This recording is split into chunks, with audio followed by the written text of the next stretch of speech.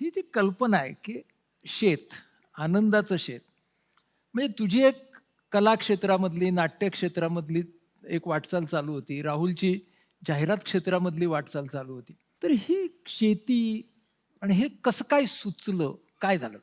आता आनंददादांनी सांगितलं त्याप्रमाणे मी जाहिरात क्षेत्रात जवळ-जवळ 22-23 वर्ष टोटल काम केलं. मी वयाच्या एक 28-30व्या वर्षी मी ऑलरेडी एका नामांकित कंपनीत क्रिएटिव्ह डायरेक्टर झालेलो होतो. तो कैफ होता जो मी एन्जॉय केला त्यावेळेस. पण त्याचबरोबर त्याच्यातले काटे फार लवकर टोचायला लागले. मेणबत्ती दोन्हीकडनं जळली तर लवकर संपते, काहीसं तसं झालं. आणि ते सगळं नकोसं वाटायला लागलं. किंबहुना असा प्रश्न पडायला लागला, की हे किती दिवस अजून अशा पद्धतीने जगता येईल? हा प्रश्न निदान मला तरी पडला आणि त्याबद्दल मी संपदाकडे खूप मनमोकळेपणाने बऱ्याच वेळा कबुली जबाब दिला. संपदाचं खूप संस्कारी असणं, ती ज्या पद्धतीचा विचार करते, ती ज्या मातीची घडलेली आहे, त्या सगळ्याचा माझ्या विचारसरणीत ढवळ्याशेजारी बांधला पवळ्या गुणही लागला. त्यामुळे मी कदाचित तसा विचार करायला प्रवृत्त झालो असेन. पण आपण नेमकं हे काय करतो आहोत? हे सगळं करून पैसे कमवून आयुष्यात खरंच सुख मिळणार आहे का? आनंद मिळणार आहे का? असा प्रश्न निर्माण झाला. काहीतरी जगण्यासाठी छान साधन मिळायला पाहिजे, मजा आली पाहिजे मनापासनं, कसली चीड नाही आली पाहिजे, उद्या सकाळी कामावर जाऊ नये असं वाटायला लागलं नाही पाहिजे, अशा पद्धतीचं काहीतरी करावं यासाठीचा शोध सुरू झाला. बऱ्याच वेगवेगळ्या गोष्टींचा त्यावेळेस मी विचार केला. सुदैवाने संपदा तिच्या क्षेत्रांमध्ये नेहमीच हा समतोल राखून होती. तिने पैशांसाठी कधी काम केलं नाही. माझ्यासाठी मात्र एक काळ असा बनला की कारकिर्दीतलं यश म्हणजे जास्त पैसा देणारी नोकरी हे होतं सगळ्यांच्या बाबतीत. एका काळात मला वाटतं घडतं, हेच घडून जातं. त्यावेळेस मला असं विचार करायचा वाटला की संपदाला कसं उद्याच्या नाटकाच्या रिहर्सलला जायला कधी कंटाळा येत नाही, त्याच्यापासून पळून जावं असं वाटत नाही, रिहर्सल आपली सोडून किंवा उद्याचा प्रयोग टाळावा असं वाटत नाही. मला का ऑफिस टाळावं असं वाटतंय? मला ऑफिसला जावं असं वाटतंय कारण माझ्या महिन्याच्या शेवटी माझ्या अकाउंटमध्ये जी रक्कम येणार आहे, ज्याच्यामुळे माझे EMIs भरता येणार आहेत मला, आणि ते EMIs कसले आहेत तर माझ्याच भोवती मीच उभा केलेला सुखाचा पिंजरा आहे आणि त्याच पिंजऱ्यात राहायला लागतंय कारण आता त्याची किंमत मला मोजायला लागते. असं काहीच, हे आता थोडंसं जास्त फिलॉसॉफिकल होईल, इतकं आर्टिक्युलेट त्यावेळेस कळत नव्हतं. पण हे इथून बाहेर पडायला पाहिजे आणि ह्याच्यापेक्षा काहीतरी वेगळं शोधायला पाहिजे असं प्रामुख्याने वाटायला लागलं होतं. आणि संपदानी त्याला साथ दिली. बरेच वेगवेगळ्या गोष्टींचा विचार केला होता. त्यातलं एक होतं चित्रकला. मला आठवतंय की चित्रकलेच्या कॉलेजला जायचं म्हणून तुझ्या वडिलांनी, आनंदाच्या वडिलांनी, प्रिन्सिपल नाडकर्णी प्रिन्सिपल सर होते, त्यांनी माझी भेट जाहिरात क्षेत्रातल्या एका खूप मोठ्या व्यक्तीशी घडवून दिली होती की तू ह्यांचा सल्ला घे, आणि त्याने म्हणजे माझ्या घरच्यांनाही थोडं पटावं जे स्कूल ऑफ आर्टला जाणं. सो चित्रकला ही मला जीविकेचं आणि उपजीविकेचं साधन होईल का असा त्यावेळेस एक विचार होता. त्यासाठी मी तिकडे गेलो होतो. त्यामुळे पुन्हा चित्रकलेकडे वळावं का असं वाटलं. मला पायलट व्हायची इच्छा होती, त्याचा प्रयत्न केला. पण ते लक्षात आलं की आर्थिकदृष्ट्या ते परवडणार नाही आणि ते योग्य नाही ठरणार आयुष्याच्या वळणावर. कारण ऑलरेडी आम्ही एक जोडपं होतो, आम्हाला एक मुलगी होती, आम्ही एक जबाबदार कुटुंब होतो, मी वडील आणि एक नवरा म्हणून जबाबदार होतो. सो काय वेगळं करता येईल की ज्याच्यात मला फायनान्शियल सॅक्रिफायसेसच्या व्यतिरिक्त मला माझा आनंद पण मिळेल. तो शोधावासा वाटला आणि त्यातून गावी गेल्यावरती हे सगळे टोचणारे काटे नाहीसे होतात हे कायम लक्षात यायचं की गावी कसं सगळं स्विच ऑफ झाल्यासारखं होऊन जातं मस्तपैकी, त्या सगळ्याचा विसर पडतो. कायम गावी राहण्यासाठी काय करता येईल ह्या विचारातनं कुठेतरी शेतीपर्यंत येऊन ठेपलो आणि त्यानंतर कृषी पर्यटनाचा मार्ग सापडला. अर्थातच त्याला जबाबदार आहे किंवा त्याचं श्रेय आम्ही देऊ, चांगल्या अर्थाने जबाबदार म्हणतो ते म्हणजे आम्ही दोघांनी पर्यटक म्हणून सगुणा बाग नावाच्या कृषी पर्यटन केंद्राला, कदाचित आपल्या सगळ्यांना माहिती असेल, शेखरदादा भडसावळेंचं आहे, तिथं गेलो होतो आणि कृषी पर्यटन खूप मनाला भावलं. किती छान काम आहे असं मनापासून वाटलं. शेखरदादांनी त्यावेळेस मनात पेरलेला विचार, अन्न सुरक्षेबद्दलची दिलेली जाणीव, अन्न संकटाबद्दलची, या सगळ्यामुळे शेतीकडे वळावंसं वाटलं. सुदैवाने वडिलोपार्जित जमिनी होत्या, त्या कारणी लावता येतील या निमित्ताने, आणि बघू आपल्याला काय जमतं. खूप काही असं समाजासाठी करायचं वगैरे नाही, आधी माझ्यासाठी, आधी मला ते सुख, मला ते समाधान मिळू दे, मला मातीत हात घालता येऊ दे, या दृष्टीने तिकडे वळायचं ठरलं. अशा पद्धतीने आनंदाच्या शेताचा शोध लागला आम्हालाच. इतकं छान चाललं होतं, माझं करिअर उत्तम होतं, राहुलचं नाव खूप होत होतं, त्याचं करिअर उत्तम होतं, आणि हे काय अचानक आठवलंय. म्हणून काळजीयुक्त स्वर निघत होता की काय करताय तुम्ही आणि का. हम्म. छान आता घडी बसली आहे, रिटायर व्हायचं आणि मग म्हातारं व्हायचं आणि पेन्शन नाही पण तुम्ही साठवलेल्या पुंजीचं व्याज घेत जगायचं, ही एक ठराविक. हा, आणि पाहिजे तर गावाला जायचं असेल तर ते रिटायर मधनं- झाल्यावरती मधनं जा. पण त्याच्यामुळे त्यांची काळजीयुक्त आणि साशंक अशी नजर मी समजू शकले होते. आणि पण माझं काय होतं, राहुल कोणीच नव्हता तेव्हापासून त्याच्यावर माझं प्रेम होतं. मी तो विद्यार्थी असतानाही बघत होते की तो किती बारकाईने एक एक गोष्ट मन लावून करतो. मग ते त्याच्या शाळेतलं प्रोजेक्ट असू दे, कॉलेजमधली असाइनमेंट असू दे, जरी उशिरा त्यांनी सबमिट केली तरीसुद्धा ती त्याला पूर्ण समजून मग तो करायचा. हा त्याचा प्रामाणिकपणा मला आवडला होता, जो जाहिरात क्षेत्रात पण तो स्वतःची कंपनी असल्यासारखा सगळ्या कंपन्यांमध्ये काम करायचा. तर जेव्हा असं वाटलं की आपण 40 नंतर काहीतरी वेगळं करणार आहोत, तर ते वेगळं काय करणार आहोत, तर मी राहुलला म्हटलं जे आपण ठरवू, मी तुझ्याबरोबर आहे, कारण तू करशील ते प्रामाणिकपणेच करशील आणि मी तुझी धडपड बघते आणि त्याला साथ देते. सो गावाला जाणं हा आमचा गणपती आणि होळीतला एक कार्यक्रम असायचा की गावाला जायचंच आणि मग गावाला आता कायमचं आपलं करायचं. यामधले सगळे गोष्टींची मनात वर्षभर आम्ही घेतलं आणि मग असं ठरवलं की येस, आपण दोघांनी तिथे मन आणि तन आणि धन सगळं अर्पूया. आपण काहीतरी करू, काहीच नाही झालं तर आपण छान दोघं जगू मुलीसह. बरोबर. पण आता ना हे सगळं तात्विक पातळीवरती, वैचारिक पातळीवरती चांगलं होतं. प्रत्यक्ष उतरलात जेव्हा, तेव्हा काय काय अडचणी आल्या किंवा हे स्वप्न साकार व्हायला किती वेळ गेला? सगळ्यात मोठं तर चॅलेंज होतं की मला त्यातलं काहीच कळत नव्हतं. ठाण्यामध्ये आमचा एक टेरेस फ्लॅट आहे, ज्याच्यावरती आमच्या असलेल्या एक 40-50 हौशी कुंड्या, कढीपत्ता, तुळस, गुलाब, अगदी थोडीफार हौस म्हणून कधी काळी पालक, माठ वगैरे उगवलेला असेल. सो शेती म्हणजे एवढंच काय ते कळत होतं, किंवा या व्यतिरिक्तचं शेतीचं दर्शन होतं ते म्हणजे चित्रपटांमधलं, की हिरो हिरोईन स्लो मोशन मध्ये धावतायत वगैरे वगैरे, हे जे काही सीन. सो काहीच ज्या क्षेत्राचं माहीत नाही अशा या गोष्टीतनं आपण आपलं पोट भरणार आहोत, म्हणजे नेमकं आपण काय करणार आहोत, ही अडचण म्हटलं तर त्यावेळेस होती. पण तिला अडचण म्हणून कधीच ट्रीट केलं नाही. चला आपल्याला हे शिकायचं, चला आपल्याला हे करायचंय म्हणूनच त्यात झोकून दिलेलं होतं. त्यामुळे शेती करायला घ्यायची तर नेमकं मातीत कुठे, म्हणजे तुमच्या समोर या हॉल एवढं एक शेताचा आवार पडलेलं आहे, तुम्ही कुठून सुरू करणार? नांगरायचं आहे तर सुरू कुठून करायचं नाही माहिती. झाड कुठे लावायचं असतं नेमकं, त्यातल्या कुठल्याच तांत्रिक गोष्टींची काहीही ओळख नव्हती. कशातनं किती मिळतं, काय लावावं, काय मिळवावं, त्यातलं काही माहिती नव्हतं. त्यामुळे असंख्य चुका केल्या, असंख्य म्हणजे असंख्य चुका केल्या. पण मी आवडीने असं म्हणतो की या सगळ्यातनं आम्ही खूप पडलो, खूप आपटलो, खूप चुकलो. आणि मला असं वाटतं की त्यालाच आम्ही लॉस न मानता, मी प्रत्येक वेळी स्वतःला पाठ थोपडली, शाबास मस्त चुकला, बरं झालं, आता कळलं, आता कळलं, आता कळलं असं म्हणता म्हणता मी प्रत्येक पीक 8-8, 9-9 वर्ष घेत राहिलो. कारण या पिकांना अंडू नाही, कंट्रोल झेड नाही करतायत. तुमचा एक ऋतू गेला, एक सीझन गेला. या वर्षीच्या भातात तुम्ही ही चूक करून बसलात म्हणून तुमच्यासाठी पावसाळा नाही परत येणार आहे. तुम्हाला आता पुढच्या पावसाळ्यापर्यंत थांबायचं आहे. त्यामुळे दरवर्षी एक नवा धडा, दरवर्षी एक नवा धडा, अशा पद्धतीने आम्ही शिकत गेलो. सो ही पहिली अडचण होती. आम्ही अत्यंत दुर्गम भागामध्ये, म्हणजे एक अतिशय छोटंसं गाव, आम्ही कृषी पर्यटन करायचं ठरवलं होतं की आपण जे शेतीतनं शिकू ते लोकांसमोर मांडायचं, आपलं शेत लोकांना दाखवायचं, तिथं लोक येऊन राहतील. पण कुठे? आमचं गाव फुणगुस नावाचं संगमेश्वर तालुक्यातलं एक अत्यंत आड जागेचं खाडीकाठचं गाव. मला ते गोड वाटत होतं, संपतला ते आवडत होतं, आपलं सासरचं गाव म्हणून.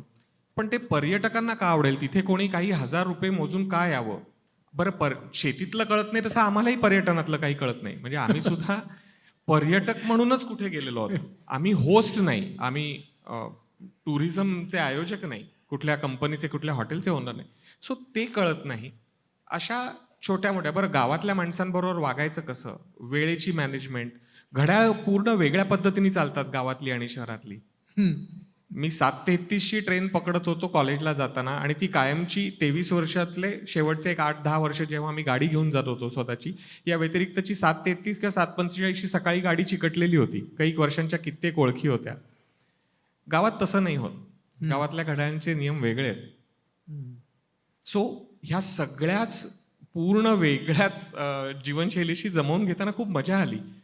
आणि मी म्हटलं तसं की आम्ही खूप चुकलो, पण प्रत्येक चुकीला एक धडा मानत पुढे गेलो, हे मात्र खरं आहे. हां, पण आता बघा की एक तर तुमच्या दोघांच्याही लक्षात आलं की शेती किंवा शेती पर्यटन हे काही रिमोट कंट्रोलने होत नाही. म्हणजे उंटावर बसून काही शेळ्या हाकता येत नाहीत. आणि मग तुम्ही निर्णय घेतलात का बाबा तिकडंच जायचं आहे.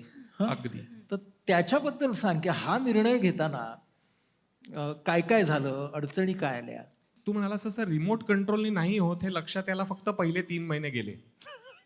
पहिल्या 3 महिन्यात लक्षात आलं की मी दर महिन्यात 2 महिन्यांनी कधीतरी गावी जाणार आहे आणि माझ्या शेतात काय चाललं पाहणार आहे. मधल्या काळामध्ये मेथी आली, मोठी झाली, जून झाली, भेंडीला फुलं यायला लागली 1.5-2 महिन्यामध्ये. सो मला काय झालं हे कळलंच नाही. माझ्या माणसांनी काम केलं का नाही हे मला कळलं नाही. ते काय केलं मला कळलं नाही. सो त्या दिवशी मी मगाशी विश्वनाथजींच्या बोलण्यात आलं की तुम्ही 5 किलोमीटर धावता तेव्हा तुमच्यावर बोलायला कोणीच नसतं आणि that is meditation. Me 350 kilometre गाडी चालवून गावी जायचो आणि 350 किलोमीटर गाडी चालवत परत यायचो. 7-7 तासांचं मेडिटेशन. आणि त्या 7 तासात कधीतरी परतीच्या प्रवासात माझं पक्क झालं की नाही पुढच्या आठवड्यात दर आठवड्यापासून म्हणजे मी दर शनिवारावर इथे येणार. आणि तो घरी निर्णय मी संपादाला सांगितला आणि त्याच्या पुढचं संपादाला सांगू देत. हां, सोमवार ते शुक्रवार तो ऑफिस करायचा आणि जाहिरात क्षेत्रातली नोकरी, जायची वेळ निश्चित, येण्याची कधीच वेळ निश्चित नाही. आणि तो आटोकाट मेहनतीने काम करायचा. शनिवार रविवार तो नेहमी गावाला जायचा.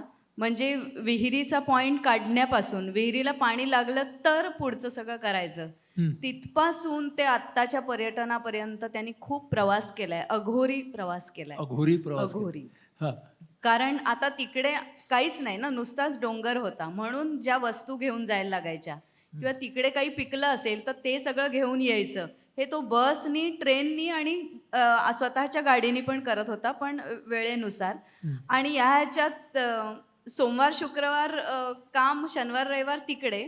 त्यामुळे मधला जो टप्पा आहे 5-6 वर्षाचा, शनिवार रविवार आम्ही कुठे मॉलमध्ये दिसलो नाही लोकांना, चित्रपट बघताना दिसलो नाही, रस्त्यात कुठे दिसलो नाही, माझ्याबरोबर कुठल्या कार्यक्रमाला तो दिसला नाही, घरच्या कार्यांना तो नव्हता. तर आडून मला लोक विचारायला लागली, तुमचं बरं आहे ना, काय अभिनेत्री आहेस तू, काय सांगतायत. तर मला या प्रश्नाची कधी राग नाही आला या प्रश्नाचा. मला असं वाटलं अच्छा लोकांचं लक्ष आहे म्हणून माझ्यातला एक कलाकार सुखावला. दुसरं मला असं वाटलं की तेव्हा माझ्याकडे सांगायला इतकं ठोस उत्तर होतं. म्हणजे आम्ही यशस्वी पर्यटन स्थळ निर्माण करतोय हे उत्तर नव्हतं, पण आम्ही कोकणात शिफ्ट होणार आहोत दोघंही आणि त्याची तजवीज, आमचं आयुष्य बदलवणारी तजवीज करण्यासाठी राहुल दर शनिवार रविवार तिकडे जातो, हे ठाम आणि ठोस उत्तर माझ्याकडे होतं. वा. त्याचा मला खूप आनंद व्हायचा. वा. पण आता जेव्हा तुम्ही राहायला गेलात त्यावेळेला म्हणजे तू म्हणालस तसं वातावरण वेगळं. बरं, जवळपास आपण जसे शेजारचे ब्लॉक्स वगैरे असतात तसा शेजार नाही. म्हणजे शेजार म्हणजे शेत पलीकडे, मग तो शेजार. हे सगळं जेव्हा तुम्ही केलं तेव्हा त्या अडचणी काय आल्या ना, म्हणजे इकडे महानगरामध्ये राहताना आणि मग तिथं जाताना? म्हणजे माझी पहिली अडचण सांगते. मी झुरळाला सुद्धा घाबरणारी बाई आहे. त्यामुळे तिथे माझे शेजारी म्हणजे साप, नाग, बिबट्या वाघ, मोर, रानडुकरं, कोल्हे, साळींदरं, पॉर्क्युपाईन्स ज्याला म्हणतात, हे माझे शेजारी होते. तर आता म्हटलं कसं होणार आपलं. माइंड गेम असतो. तुम्ही एक कमांड द्यायची बाकी असते की जग तुमचं असतं. तसं माझ्या बाबतीत झालं की बावळटपणा करायचा नाहीस संपदा, कशाही कुठल्याही प्राण्याला, भूताला सुद्धा घाबरायचं नाहीस. तर तू राहुल माझा, राहुल अमुक करणार, मी त्याला साथ देणार, हे नुसतं बोलून. म्हणजे मी ना आता झाशीच्या राणीवर अभ्यास करते, तर तिच्या शौर्यापुढे हे माझं शौर्य काहीच नाही आहे हे मला माहिती आहे. पण आमच्या जगण्यासाठी ते आवश्यक असं शौर्य आहे जे मी मिळवलं. दुसरं म्हणजे अंधाराची मला भीती वाटायची. माझ्याच घरातल्या 4थ्या खोलीत जाताना मी आईबाबांना हाक मारून बोलत राहा असं सांगायचे. ते मी आता जंगलभर एकटी प्रवास करू शकते, फिरू शकते.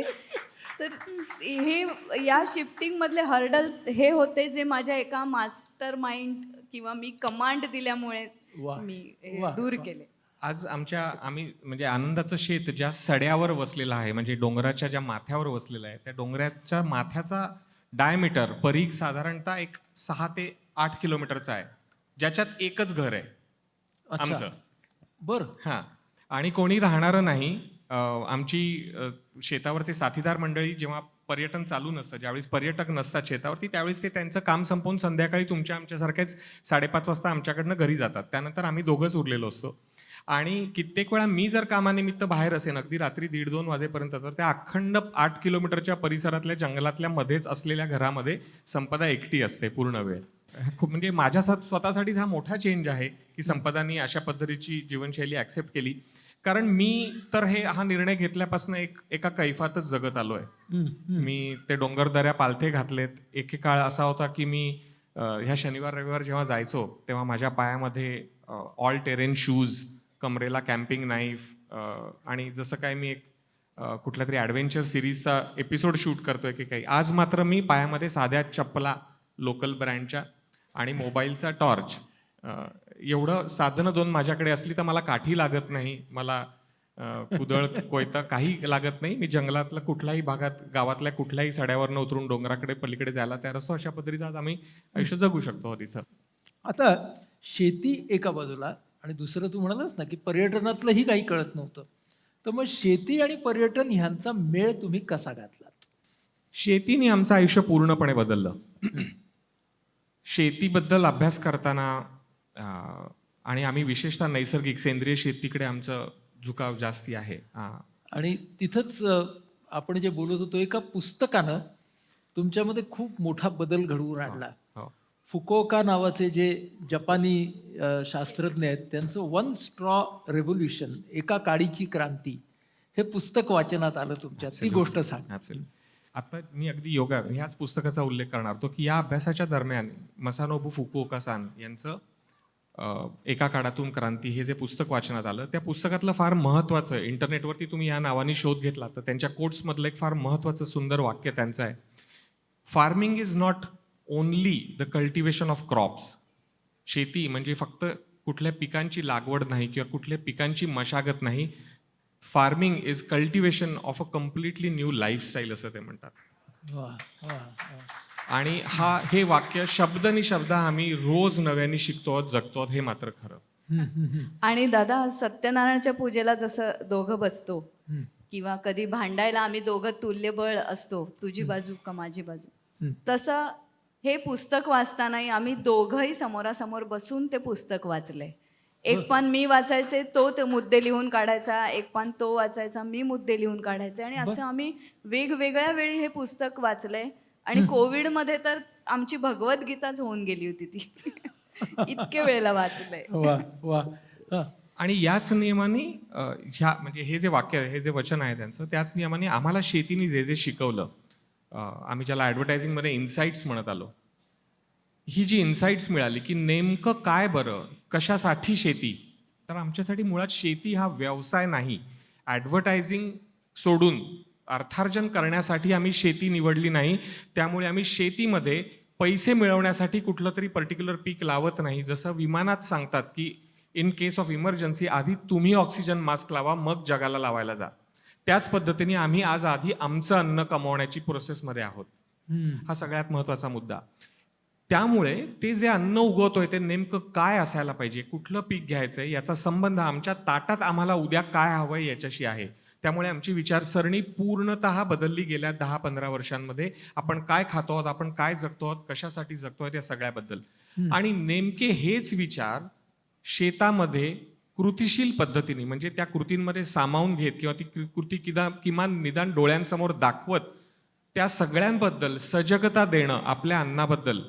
आज आम्ही शेतात जेव्हा फार्म टूर करतो तेव्हा आम्ही शेतात फार्म टूर चालू करण्याआधी तिथे आलेल्या पर्यटकांना त्यांच्या हातातल्या मोबाईल्सबद्दल विचारतो. ते ज्या गाडीने आले त्याच्या टेक्निकल स्पेसिफिकेशनची माहिती घेतो. आणि हे मुद्दामून जाहीर पद्धतीने एखादी क्विज कॉन्टेस्ट घ्यावी तसं करतो. त्यांच्या आवडत्या हिरोईनबद्दल त्यांना बोलायला लावतो, आवडत्या चित्रपटाबद्दल. पण ज्या क्षणी आम्ही त्यांना जेवणाबद्दल बोलायला लावतो त्या क्षणी आपल्या ताटातला भात कुठल्या जातीचा आहे हे बऱ्याच वेळ त्यांना सांगता येत नाही. तो किती काळ लागतो पिकायला ह्याबद्दल माहिती नसतं. आपल्या आवडत्या पोळी भाजीबद्दल माहीत नसतं. शास्त्रीय माहिती थोडीफार 8वी-9वीतली मुलं देतात. यात कार्ब्स असतात, यात प्रोटीन्स असतात वगैरे, कारण मार्क्स मिळतात त्याच्यावरती. मग नंतर त्याचा आयुष्यात प्रश्नाचा संबंध संपून जातो. आणि या सगळ्यामुळे आपण ग्राहक आहोत. या शेती नावाच्या उद्योगाचे आज आपण सगळेच ग्राहक आहोत. पण आपल्या अजाणतेपणामुळे, आपल्या अज्ञानामुळे, आपल्या आपल्या निरक्षरतेमुळे, अन्नाबद्दलच्या निरक्षरतेमुळे आपल्यापर्यंत जे अन्न पोचतंय त्याबद्दल आपल्याला नेमकी त्याची किंमत कळत नाहीये. आपल्याला त्याच्यातलं सत्य माहिती नाहीये. आपल्याला ते बदलायचंय, आपल्याला चांगलं हवंय, पण ते कसं बदलायचं माहिती नाही. आपल्या दृष्टीने ते सगळं कॉस्मेटिक आहे. मला चांगलं दिसणारं फळ हवंय वगैरे वगैरे वगैरे. तर या सगळ्याबद्दलची जागरूकता देण्याचा, या सगळ्याबद्दल प्रश्न डोक्यात घालण्याचा, एक विचार पेरण्याचा एक प्रयत्न करतो, जे आम्ही नेमकं ॲग्रो टुरिझम तुम्ही त्या पर्यटनात करता. आणि दादा आज जी गर्दी वेध आणि कल्याणची संस्था यांचं एक क्रेडिट आहे की तुम्ही आम्हाला हवी असणारी पिढी आज समोर बसवली आहेत. कारण आमच्याकडे पर्यटक आले की आम्ही दोघंही केव्हा खुश असतो, जेव्हा लहान मुलापासून ते कॉलेजमधली मुलं आमच्याकडे येतात तेव्हा. कारण अन्न निर्मितीबद्दल आम्ही 2 ते 3 तास त्या 3 दिवसामध्ये बोलतो. जे आम्ही करतोय ते तुमच्या भवितव्यासाठी आहे. म्हणजे आम्ही सुरुवात त्याच्यासाठी नाही केली, पण आम्ही जे करतो त्याचा परिणाम कदाचित तुमच्या पिढीवर चांगला होऊ शकण्याची शक्यता आहे. त्यामुळे मला आजचं वेदमधलं येणं हे माझ्यासाठी पुरस्कार वाटतो. आम्हा दोघांसाठी, पालक आणि मुलं, हे असं काहीतरी नवीन आणि मनासारखं करताना त्याचंही काहीतरी मूर्त स्वरूप चांगलं करता येऊ शकतं, याची आम्हाला आनंद होतोय. 2 गोष्टी आहेत. एक आहे बिगनेस आणि दुसरा आहे इनफनेस. म्हणजे करायचं तर स्पेक्टॅक्युलर, एवढं मोठं, एवढं असं. आणि तुम्ही म्हणताय एवढं करा. म्हणजे शूमॅकर नावाचा एक अर्थशास्त्रज्ञ होता, तर त्याने एक पुस्तक लिहिलं की स्मॉल इज ब्युटिफुल. तर तो इनफनेसचा पुरस्कर्ता होता. गांधीजी सुद्धा इनफनेसचे पुरस्कर्ते होते. तर हा जो आहे ना आजच्या जमान्यात आहे बिगनेस, आणि तुम्ही सांगताय इनफनेस. तर काय सांगाल? हाच मुद्दा आम्हालाही वाटतो की आमची कोणाशी स्पर्धा नाही आणि आम्हाला आमच्यासाठी जगायचं आहे. आणि आमच्यासाठी जगता जगता आपल्या मित्रमंडळींना जगण्यासाठी आनंद देता येईल का हे बघायचं आहे. याच्यामुळे काय होतं, कुठल्याही पर्यटन केंद्राबरोबर आमची स्पर्धा नाही, कुठल्याही हजारो लाखो करोडो रुपये मिळणाऱ्या शेतकऱ्याबरोबरची धावधाव आमच्या मनात नाही. आणि त्यामुळे इनफ म्हणजे पूर्णात पूर्णमिदम, छोटंसं वर्तुळसुद्धा 100% पूर्ण असतं. आणि असंख्य वर्तुळांचं मिळून एक मोठं वर्तुळ होतं, तेही पूर्ण असतं. पण आम्ही हे छोटं वर्तुळ निवडलं की ज्या कदाचित आमच्या कामामुळे अशी छोटी छोटी छोटी वर्तुळं निर्माण होऊन उद्या काहीतरी चांगलं निर्माण होऊ शकतं. त्यामुळे हे जे निवडलं आम्ही, त्याच्यात इनफनेस हा सगळ्यात महत्त्वाचा आहे. कारण आलेला पर्यटक म्हणतो तुम्ही सगळी अशी शेती करा म्हणताय, विकत नाही काही म्हणताय, पैसे कसे पुरतात?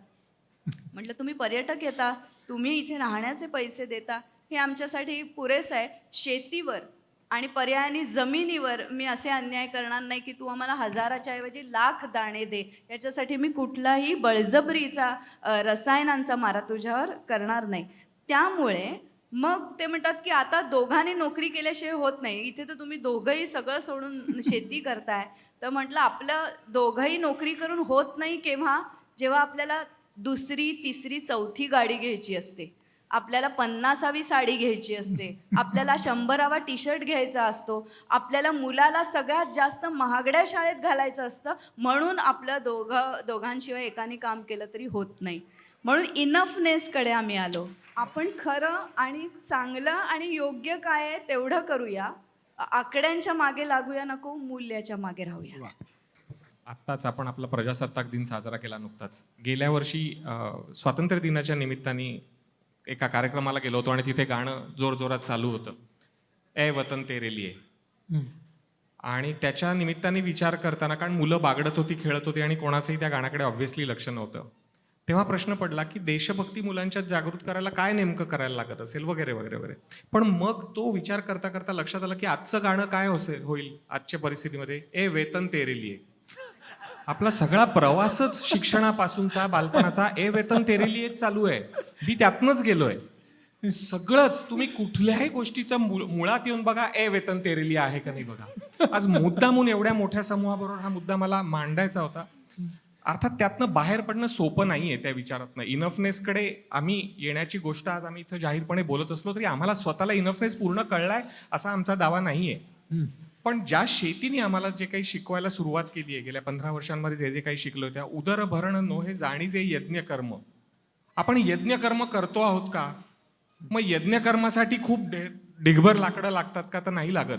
मोजकीच पाहिजेत, पण ती मात्र अत्यंत योग्य पाहिजेत.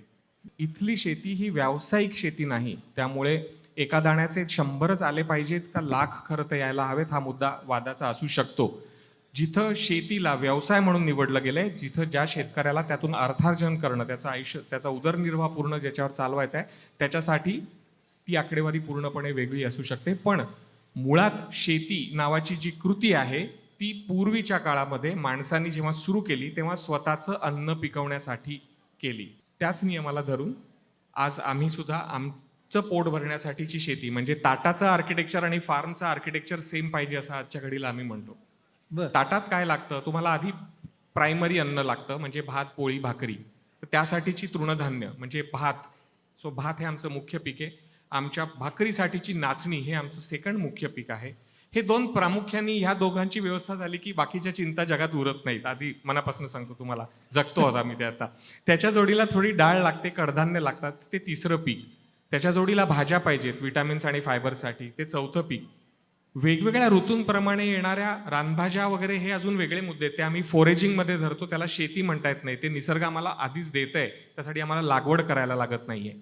आणि 5वं जे आहे ते फळं. तर मग आंबा, काजू, फणस ही स्थानिक जी फळं आहेत इथली सगळी, अननस आहेत. आता या क्षणाला जवळजवळ 400-500 कलिंगडं शेतात पिकत आहेत. तेवढी चिकार आहेत, कारण 400-500 कलिंगडं विकून आम्हाला पुढचे 4 महिने काढायचे नाही आहेत. पण आमच्याकडे येणाऱ्या पर्यटनापासून आमच्या गावातल्या छोट्याशा जत्रेत विकण्यापर्यंतचा हा आकडा आम्हाला भरपूर आहे. सो अशा पद्धतीची सगळी पिकं घेतली जातात. आणि त्या व्यतिरिक्त आम्ही या सगळ्यामध्ये ज्यांना रिजनरेटिव्ह म्हणजे जी पुन्हा पुन्हा उगवू शकतात अशा वाणांचे शोध घेत असतो. शक्यतो ती वाणं जपायचा प्रयत्न करतो. बियाण्यांसाठी बाहेर जास्ती बाजारात जाऊन सातत्याने बिया घेण्यापेक्षा आमच्याकडचंच वाण परत कसं येईल अशा पद्धतीची शेती आपल्याकडे. आणि हळद, कुळीथ, पावटा, काजू, आंबा, 7-8 प्रकारच्या भाज्या, कोथिंबीर, पुदिना पासून ते सगळं. म्हणजे आम्ही जग बंद पडलं होतं त्यावेळेला आम्ही हे सगळं काढून आमचं पोट भरत होतो. आकडेवारीत म्हणाल तर साधारणतः एक 50 ते 60 वेगवेगळे पदार्थ आपल्या ताटातले आपल्या शेतात पिकतात. ताटातले शेतात पिकतात, जे जे शेतात येतं ते ताटात येतं. वा. पर्यटनाबद्दल तर तुम्ही बोललात की पर्यटन तुम्ही जे करताय ते एका जागृतीसाठी पर्यटन करताय, बरोबर. पण हे जे पर्यटक येतात ते त्याच अपेक्षेने येत असतील असं होतं का? का ते आल्यावरती म्हणतात अरे आम्हाला वाटलं होतं तुमच्याकडे AC रूम असेल आणि तुम्ही इथे कुठेतरी झोपवताय आम्हाला, असं होतं का? जसं मगाशी डॉक्टर म्हणाले ना की आमचा क्लायंटेल वेगळा आहे. मी म्हणेन आमच्याकडे येणारा पर्यटकही वेगळाच असतो, जो अशा छोटेखानी कोकणातला अनुभव देणारी प्रॉपर्टी निवडतात. दुसरं म्हणजे एक पाठशाळा असते आमचा ईमेल तुम्हाला पोहोचणं म्हणजे. म्हणजे त्याच्यात सगळे नियम आहेत. येणं केणं प्रकारेनं तुम्ही आमच्याकडे यावं म्हणून आम्ही काही सांगत नाही, तर आमच्याकडे काय नाही आहे हे आधी सांगितलं. स्विमिंग पूल नाही आहे आमच्याकडे, रेन डान्स होत नाही आमच्याकडे, जिम नाही आहे आमच्याकडे, क्लब हाऊस नाही आहे आमच्याकडे, तुम्हाला जस्ट फॉर फन म्हणून नांगर फिरवता येत नाही. त्यावेळेला जर शेतीत काम सुरू असेल नांगराचं तरच तुम्हाला नांगर फिरवता येतो. किंवा इथे तुम्हाला भाकरीच मिळते, गव्हाची पोळी मिळत नाही. इथे तुम्हाला जे आम्ही एक तर मद्यपानावर बंदी आहे, धूम्रपानावर बंदी आहे, याची काही लॉजिक समजावून सांगतो आम्ही. अगदी मेल वाचल्यानंतर लोक विचारतात कोण येणार मग तुमच्याकडे, तर म्हटलं माझ्या 6च खोल्या आहेत आणि त्या भरतात. इनफनेस. हां, इनफनेस.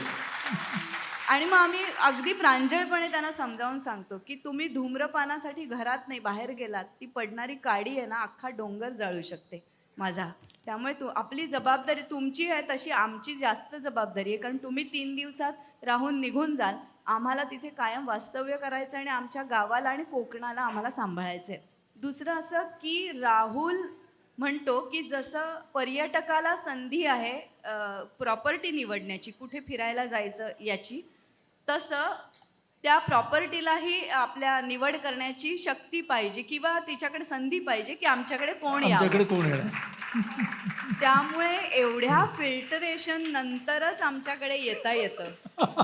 म्हणजे आम्ही स्वभाव सुद्धा ताडायचा प्रयत्न करतो. इथे आल्यावर हा माणूस कटकट करणार आहे का एन्जॉय करणार आहे का आपल्याला, कारण काय आहे, आम्ही जे करतोय ते प्रांजळपणे करतोय आणि आमचा जो हेतू आहे की तुम्हाला सगळीकडे 5 स्टार 3 स्टार सगळीकडे सगळ्या सुविधा मिळतात, परंतु आपलेपणाने खांद्यावर हात ठेवून विचारणारा, अजून तूप थोडं वाढू का, गरम गरम मोदक आणू का, अळूवड्या खायच्या आहेत, उद्या बघते मी, अळू मिळाला तर न, हे इतकं आज आप्तांमध्ये सुद्धा बोललं जात नाहीये. त्या आमच्या आदरातिथ्याच्या मूळच्या भावनेत ना आम्ही ते करतो आहोत आणि ते जास्त लक्षात राहतं. वा वा. आनंदाचं शेत करताना शेतीविषयी काय काय नवीन तुमच्या लक्षात आलं? या शेतीने आम्हाला जे जे काही शिकवलं ते आम्ही टुरिझमच्या मार्गातनं आणि त्याचबरोबर टुरिझम आम्ही करतो आहोत, ही जागा अशी आहे आणि इथे मला जायला आवडेल, ह्या पद्धतीचं वातावरण निर्मिती करण्यासाठी मी जाहिरात क्षेत्रातलाच असल्यामुळे आम्ही जाहिरात केली नाही. हा मुद्दा मला आवर्जून सांगावा असं वाटतो. तुमची वस्तू, तुम्हाला जे नेमकं लोकांपर्यंत पोहोचवायचं आहे, तुम्हाला जे विकायचं आहे, असा शब्द मी मुद्दामून टाळतो, तुम्हाला जे लोकांपर्यंत पोहोचवायचं आहे ते सशक्त असेल तर त्याला जाहिरातीची कुबडी लावायला लागत नाही, थोडा वेळ लागतो. तिला वेळ द्या, ते आपोआप फुलून येईल. सुदैवाने आमच्या बाबतीत हे मॉडेल प्रूव्ह झालं. थोडा वेळ गेला, 5 वर्ष गेली लोकांपर्यंत त्याची माहिती पोचायला जाहिरात न करता, आणि मग आमच्याकडे येणारे पर्यटकच आमचे ब्रँड अँबॅसिडर्स झाले असं आम्ही म्हणतो. आमच्याकडे येणाऱ्या पर्यटकांना खरं तर आम्ही पर्यटक, क्लायंट किंवा कस्टमर हा शब्द कटाक्षाने वापरत नाही, जितक्या कटाक्षाने आम्ही आम्हाला स्वतःला फार्म हाऊस म्हणणं टाळतो. आम्ही फार्म हाऊस नाही, आम्ही शेतावरच्या घरामध्ये राहतो. हा होमस्टे आहे, कारण आम्ही स्वतः दोघं तुमचं आतिथ्य करायला तिथं हजर असतो. आमचा कोणीतरी एक मॅनेजर तुमची मॅनेजमेंट करणार नाहीये किंवा तुमचं आतिथ्य करणार नाहीये. त्यामुळे तेवढ्याच कटाक्षाने या सगळ्या गोष्टी आम्ही करतो. आणि आज वर्कशॉपबद्दल जे निसट्ट त्याच्यातलं बोलायचं होतं मागाचं, की आम्ही आज कित्येक लोकांना हा विषय हाताळायचा आहे, याकडे यायचं आहे, मला काहीतरी माझं स्वप्न करायचं की मलाही शेती करायची, मलाही गावाकडे यायचं आहे, पण हे आपल्या जोडीदाराकडनं, म्हणजे कित्येक वेळा पत्नीला करायचंय किंवा पतीकडनं त्याला साथ मिळत नाही, पतीला करायचंय, पत्नीकडनं साथ मिळत नाही, असं. सो हे सगळं सांगण्याचं कारण आहे की या सगळ्यामुळे आज या लोकांना हा विषय रिलेटेबल वाटायला लागला, की राहुल संपदा करू शकतात, मग आम्ही पण करू शकतो. आणि आम्ही जे वर्कशॉप घेतो ते नेमकं यासाठी आहे. अमुक तंत्राने शेती करा याबद्दलचं नाहीये. बॅक टू फार्मिंग म्हणजे forward towards a good living, अशा अर्थाचं ते वर्कशॉप आहे. अच्छा. आणि किती जण तुम्हाला जोडले गेलेत आता असे? साधारण ऑनलाईन वर्कशॉप आतापर्यंत 9 बॅचेस झाल्या, त्यातनं 150पेक्षा जास्त मंडळी त्यात जोडली गेली आहेत. ह्या सगळ्या मंडळींचं एक नेटवर्क तयार झालंय. शेती घेताना, जमीन घेताना शेती नेमकी काय करायची, मी शहरात राहून हे कसं हँडल करू, थोडीशी तांत्रिक माहिती, या सगळ्याबद्दलचं आमचं नेटवर्किंग चालू असतं. ऑन द फील्ड म्हणजे ऑफलाईन ज्याला आपण म्हणतो, ते ऑफलाईन पण वर्कशॉप याची पुढची पायरी आहे. आणि आम्ही काही अशा प्रकल्पांवरती आता विचार करतो की ज्याच्यामध्ये जास्त काळासाठी, म्हणजे पूर्ण एक ट्रायल रूम, शेती करायची नाही तुमच्यासाठी ट्रायल रूम, हे 2 गुंठे इथं 2 महिने तुम्ही राहा, असा एक विचार करतो आहोत. अशा पद्धतीचं काही करायचाही विचार आहे. आणि 4 ते 5 जोडपी अशी आहेत, म्हणजे कुटुंब, की जी आता शेतीला लागली आहेत. वा. म्हणजे आमच्या मुलांना कुठे गावातल्या शाळेत आम्ही कसं घालणार हा प्रश्न एकेकाळी विचारणारं जोडपं गावातली शाळा सुद्धा माझ्या मुलाला घडवेल या विश्वासापर्यंत आले. आणि आधीचं आयुष्य आणि आत्ताचं आयुष्य, तुमच्या दोघांचं ह्याच्यामध्ये कोणते फरक पडलेले तुम्हाला खास जाणवतात? शेतानी मी म्हटलं तसं खूप इन्साइट्स दिली. शेतानी आम्हाला वेळ द्यायला लागतो, हा फार महत्वाचा मुद्दा शिकवला. ज्या पद्धतीची शेती पद्धती आम्ही स्वीकारली आहे, जी शिकू पाहतो आहोत, अंगीकारू पाहतो आहोत, जी प्रॅक्टिस करू पाहतो आहोत, त्या सगळ्यांनी सांगितलं की ऋतू निसर्ग नावाची कोणी फॅन्सी ड्रेसमध्ये भाग घेणारी एक स्त्री नाहीये की जिने एक हिरव्या पानांचा मुकुट घातलाय, हिरवी साडी नेसलेली. निसर्ग नावाची एक अत्यंत उत्तम संस्था, परिसंस्था, यंत्रणा, हार्डवेअर, सॉफ्टवेअर जे म्हणायचं ते म्हणा, ते आहे. ते वर्षानुवर्षे इव्हॉल्व्ह होत आलेलं आहे. त्याला विनाकारण चॅलेंज करतो आहोत आम्ही, फ्रिक्शन ओढवून घेतो आहोत, घर्षण करतो आहोत आणि संघर्ष वाढवतो आहोत त्याच्यामध्ये. हे सत्य आहे. आज तुम्हाला कोणाला पटो न पटो, जेव्हा तुम्ही या निसर्गाच्या जवळ जाल, जेव्हा तुम्ही मातीत ज्या दिवशी हात घालाल त्या दिवशी हे सत्य तुम्हाला उमगेल. सुदैवाने ते सत्य आम्हाला फार लवकर लक्षात यायला लागलं की आपलं घर्षण फार जास्ती आहे, ते कमी केलं पाहिजे. सो पिकांमध्ये आम्ही ते त्या पद्धतीने फरक करत गेलो. आमची निसर्गातल्या प्रत्येक कीटकाकडे, प्रत्येक प्राण्याकडे, प्रत्येक आजूबाजूच्या माणसाकडे बघण्याची वृत्ती बदलली. आमच्यासाठी आमच्या शेतावरची काम करणारे गडी नाहीत, आमच्याबरोबर काम करणारे आमचे सहकारी आहेत, कलिग्ज आहेत आमच्या शेतावरती. आमच्या शेतावरती काम करणारी माणसं आमचे लेबर नाही आहेत असं आम्ही म्हणतो. कारण हीच मंडळी आमची सुरुवातीची युनिव्हर्सिटी आहेत.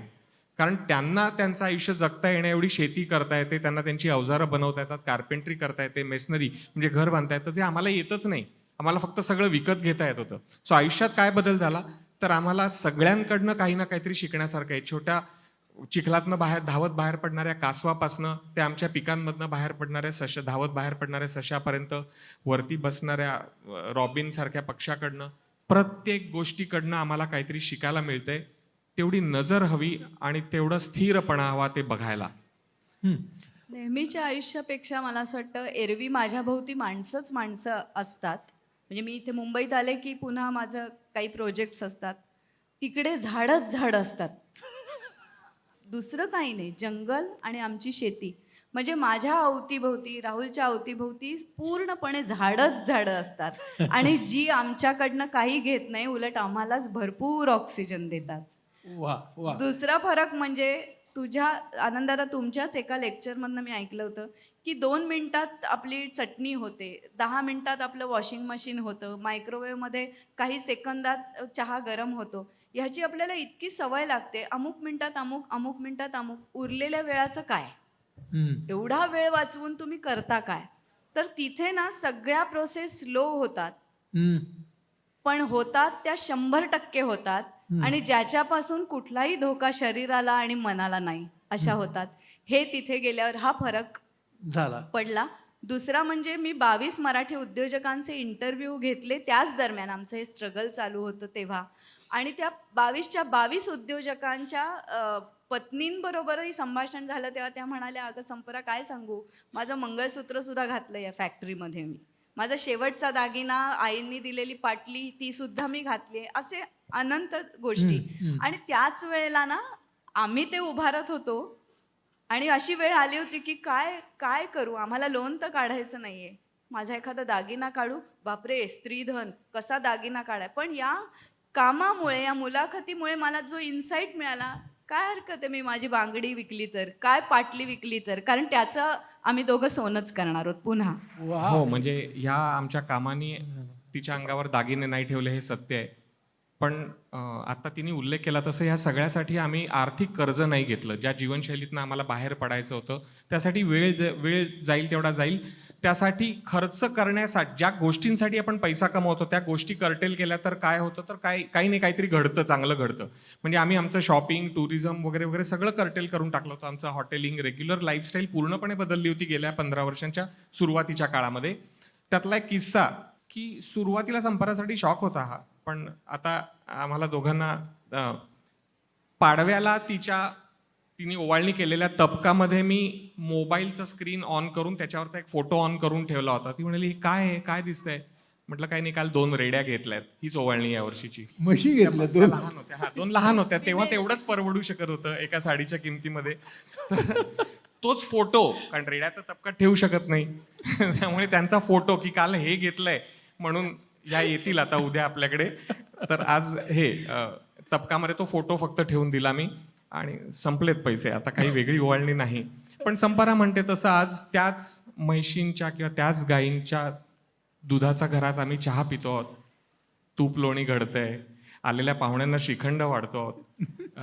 सो आम्ही काय सोनं कमावलं हे याच्यापेक्षा वेगळं नाही सांगतायत. वा वा, क्या बात. आजूबाजूला खूप माणसं खूप छान निर्मळ प्रामाणिकही असतात, पण बरीचशी माणसं किती गोड दिसतेस असं मनापासून म्हणणारी असतात, तशी how you are looking cute असं म्हणून पाठ वळल्यावर काहीतरी वेगळंच जरा काळीच दिसते ना आज.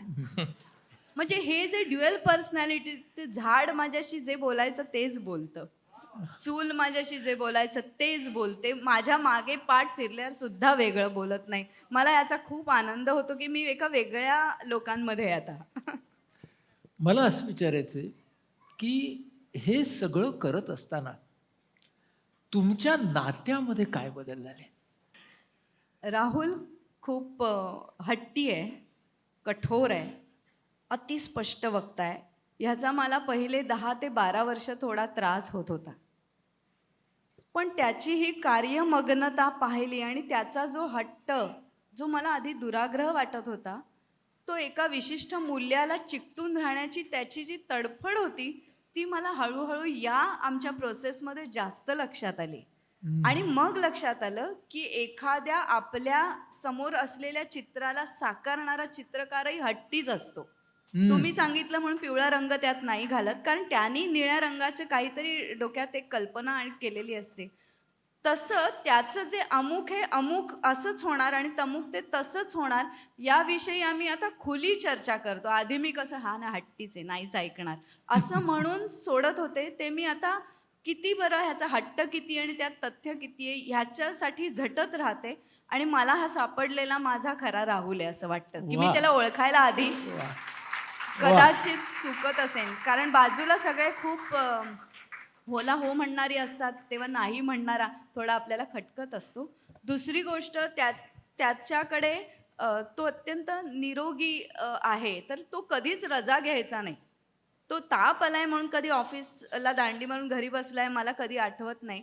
आता त्याचं निरोगीपण, त्याच्या या संपूर्ण प्रवासात त्याला त्याने किती साथ दिले, म्हणजे हे माझं ॲसेट आहे, हे मला त्याच्याबद्दल नंतर कळलं. येस. आणि तिसरी गोष्ट म्हणजे तो मोल्ड होऊ शकतो जर त्याला अतिशय तळमळीने तुम्ही समजावून सांगितलं तर.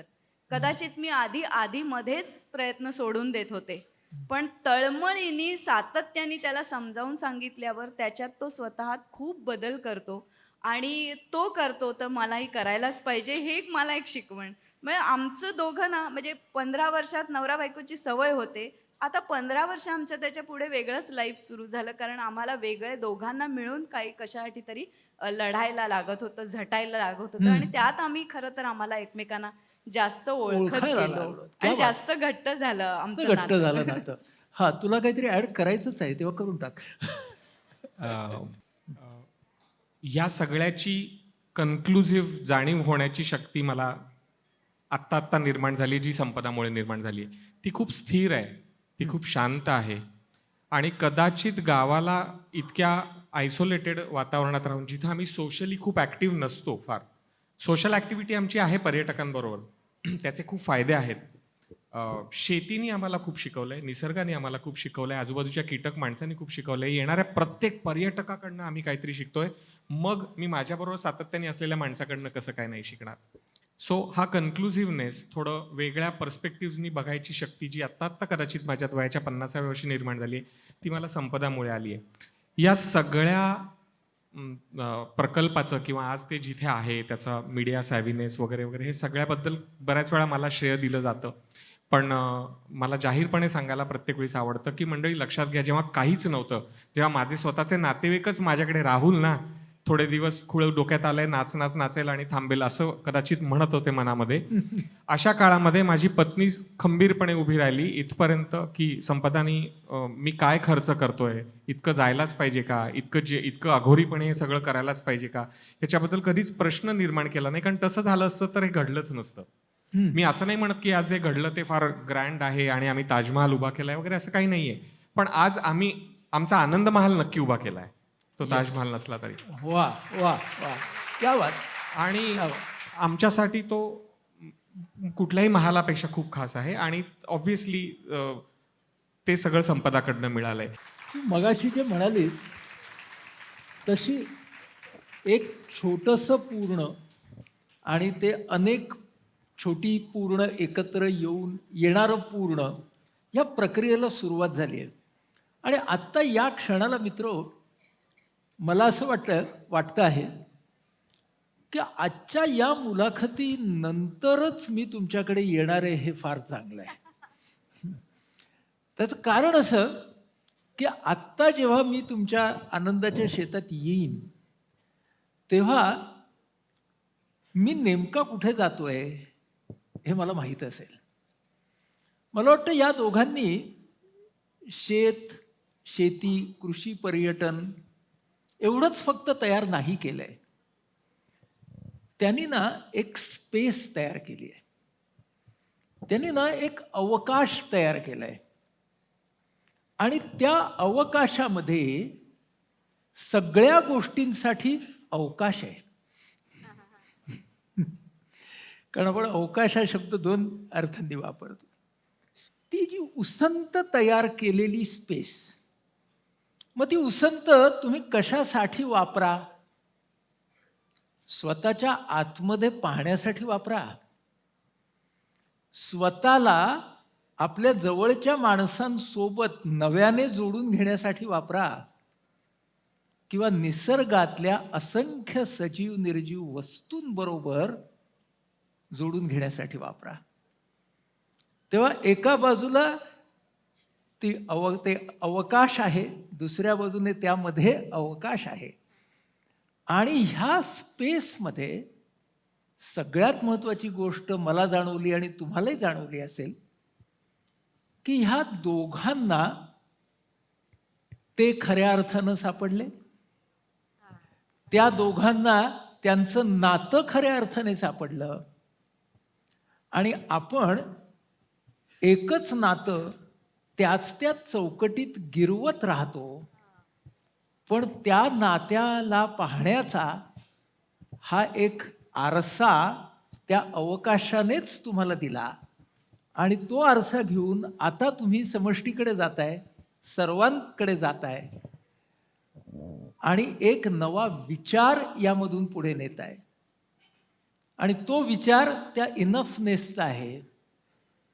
आपण आधीच्या सत्रामध्ये म्हणालो की आपण सगळेजण धावत असतो, पण कशाच्या तरी मागे धावत असतो. पण तुमचं आनंदाचं शेत हे थांबण्यासाठी आहे, धावण्यासाठी नाही. तो विसावा आहे आणि तो विसावा आळसाकडे नेणारा नाहीये, तर तो विसावा परत उमेद, ऊर्जा निर्माण करण्यासाठीचा विसावा आहे. तेव्हा खूप खूप कौतुक या दोघांचं.